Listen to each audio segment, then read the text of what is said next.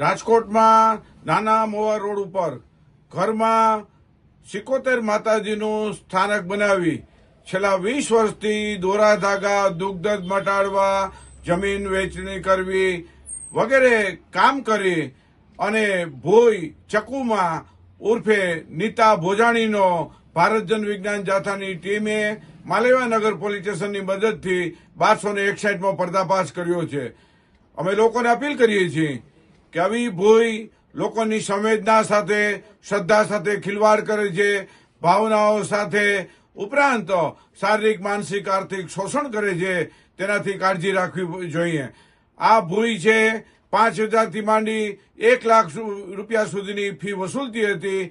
આજે એમનો પર્દાફાશ થતા અત્યારે પોલીસ સ્ટેશનમાં લઈ જઈ એને કાનૂની કાર્યવાહી ચાલી રહી છે.